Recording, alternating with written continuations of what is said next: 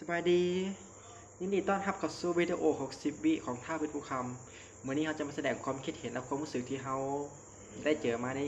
ช่วงวันนี้บุรุษโบราณสังเกตได้ง่ายอุ้ยตอนนี้เขา